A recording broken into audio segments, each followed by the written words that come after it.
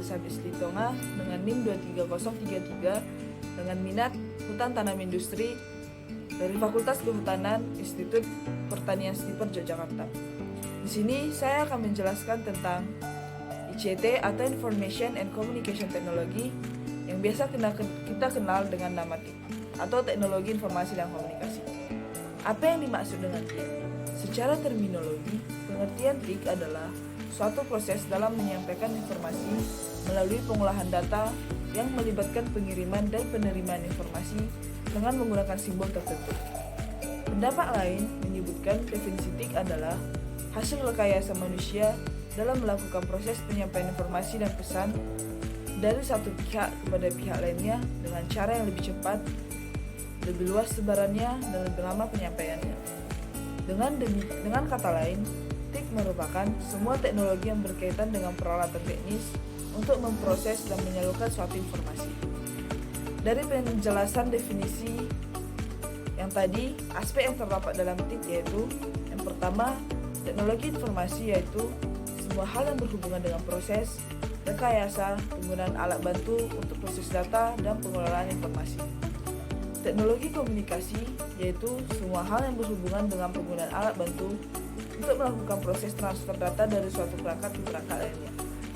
Agar lebih memahami apa itu TIC, maka kita dapat merujuk pada pendapat para ahli berikut ini. Yang pertama, Eric Dyson. Menurut Eric Dyson, pengertian TIC adalah kebutuhan manusia dalam melakukan proses, mengambil dan memindahkan, mengolah dan memproses suatu informasi dalam konteks sosial yang menguntungkan diri sendiri dan masyarakat secara keseluruhan. Yang kedua, menurut William E. Sawyer. Menurut William E. Sawyer, pengertian TIC adalah sebuah struktur dari teknologi yang memadukan perangkat keras seperti komputer dengan jaringan komunikasi berkekuatan tinggi untuk membawa file data, video maupun suara. Jaringan ini bisa disebut sebagai internet. Yang ketiga, Anata Sanai. Menurut Anata Sanai, pengertian TIC adalah suatu alat yang digunakan oleh manusia untuk mendapatkan informasi atau pengetahuan dari orang lain. Dan yang keempat adalah Puskur Dignas Indonesia.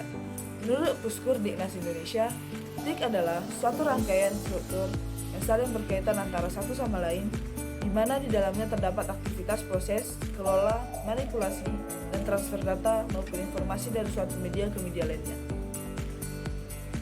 Fungsi teknologi informasi dan komunikasi.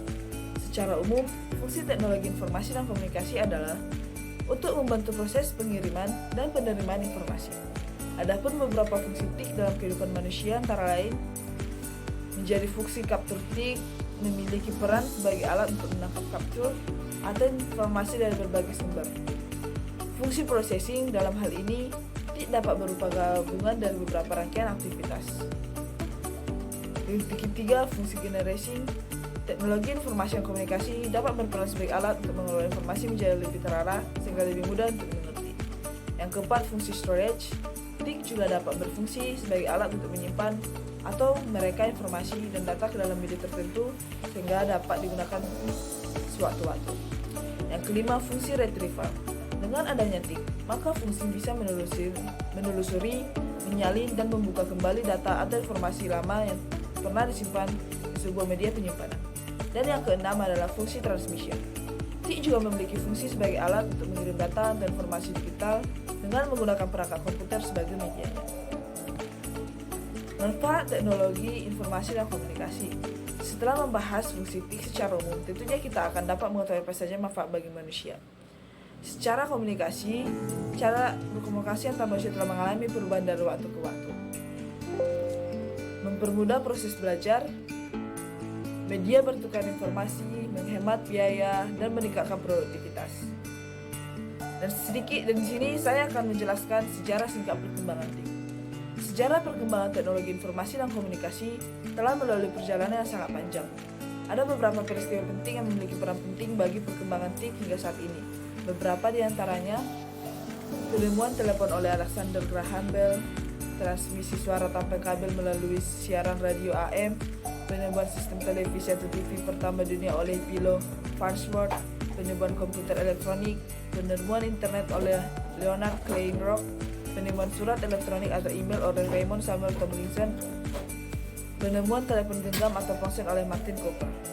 Penggunaan teknologi informasi dan komunikasi di Indonesia sudah dimulai sejak masa penjajahan hingga awal kemerdekaan, di mana radio dan televisi sudah mulai digunakan pada saat itu. Dan saat ini, penggunaan TIK di Indonesia sudah sangat masif, bahkan telah menyentuh berbagai aspek kehidupan masyarakat secara umum. Mungkin sekian yang dapat saya sampaikan tentang TIK, semoga bermanfaat bagi teman-teman sekalian. Terima kasih.